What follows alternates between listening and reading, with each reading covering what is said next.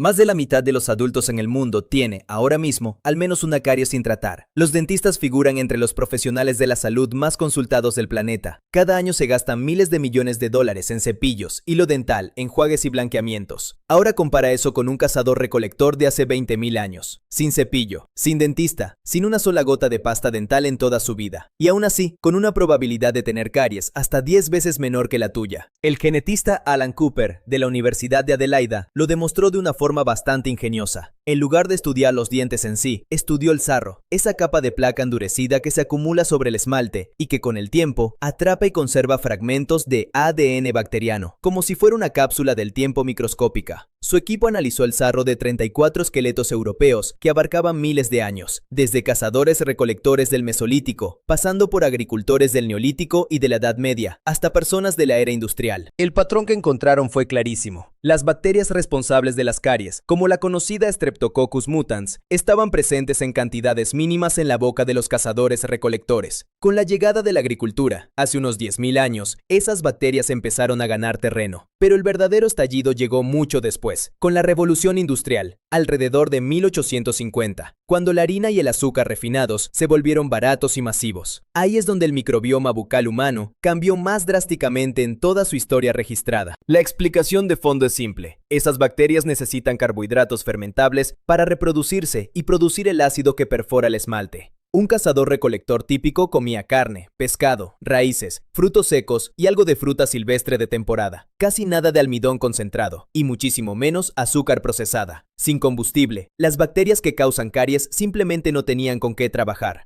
Ahora, un matiz importante, porque la regla no es absoluta. En las cuevas de Taforalt, en Marruecos, un grupo de cazadores-recolectores que vivió hace entre 13.700 y 15.000 años, presentó una tasa de caries altísima para su tipo de dieta. Más de la mitad de los dientes analizados tenían caries, casi al nivel de un agricultor moderno. La explicación no rompe la regla, la confirma. Ese grupo en particular dependía muchísimo de bellotas y piñones, frutos secos ricos en carbohidratos fermentables, prácticamente el equivalente prehistórico de comer pan todos los días. El factor decisivo nunca fue ser cazador-recolector en sí mismo, fue específicamente la cantidad de carbohidratos fermentables disponibles en la dieta diaria. Entonces la primera mitad de la respuesta ya está clara. Comían distinto, y eso mantenía a raya las bacterias más dañinas. Hay un segundo mecanismo, menos citado, pero igual de importante, que tiene que ver con la textura de esa comida, no solo con su composición química. La dieta de un cazador-recolector era mucho más fibrosa y abrasiva que la nuestra. Raíces duras, carne cruda o apenas cocida, frutos secos con cáscara, tallos fibrosos. Masticar ese tipo de alimento exigía muchísimo más esfuerzo mandibular que morder un pan blanco o un plato de arroz. Y más masticación significa, entre otras cosas, más producción de saliva. Piénsalo como el sistema de limpieza automático más antiguo que existe. La saliva no es solo agua, contiene minerales que ayudan a reparar microscópicamente el esmalte dañado y sustancias que neutralizan el ácido que producen las bacterias antes de que alcance a perforar el diente. Cuanto más masticas, más saliva generas, y más tiempo pasa ese líquido lavando cada superficie dental de forma natural, sin que nadie tenga que acordarse de hacerlo 2 veces al día. Compáralo ahora con lo que le ofreces a esas mismas bacterias todos los días sin darte cuenta. El azúcar refinado que aparece en el estudio de Cooper como el gran punto de quiebre de 1850 no tiene ningún equivalente real en la dieta de tus ancestros. No existía nada remotamente parecido a una bebida azucarada, un dulce industrial o un cereal de desayuno cubierto de glaseado.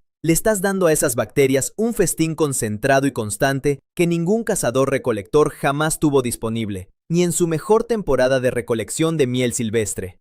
Comer sin refinar protegía contra las caries, pero esa misma dieta abrasiva pasaba factura de otra manera, mucho más brutal que una simple caries. Imagina una balanza con 2 platillos. De un lado, evitar el azúcar mantenía las bacterias bajo control, casi sin comida disponible para multiplicarse. Del otro lado, exactamente la misma dureza de esos alimentos que las mantenía a raya, iba desgastando el esmalte, milímetro a milímetro, cada día, durante toda una vida. No era un sistema perfecto, era un intercambio, menos de un problema a cambio de más del otro. Los dientes de un cazador-recolector solían mostrar un desgaste severo, muchas veces hasta dejar la dentina expuesta, la capa que está justo debajo del esmalte. Comer carne cruda cortada con los propios dientes, procesar pieles con la boca, masticar raíces llenas de arenilla del suelo, todo eso lijaba el esmalte año tras año, mucho más rápido de lo que lo haría cualquier dieta moderna. Hay un detalle adicional que los antropólogos encuentran una y otra vez en restos prehistóricos: los dientes frontales usados como una tercera mano. Ablandar cuero para hacer ropa, sujetar una cuerda mientras las manos hacían otra tarea, cortar tendones o fibras vegetales directamente con los incisivos. Ese uso constante, sumado a la comida abrasiva, explica por qué los dientes de muchos esqueletos prehistóricos, incluso en personas relativamente jóvenes, muestran un desgaste que hoy asociaríamos con alguien de edad muy avanzada. Y cuando ese desgaste llegaba demasiado profundo, exponía la pulpa del diente, la parte viva, llena de nervios y vasos sanguíneos. Eso significaba dolor intenso, infección y sin ningún antibiótico disponible, en algunos casos, la muerte.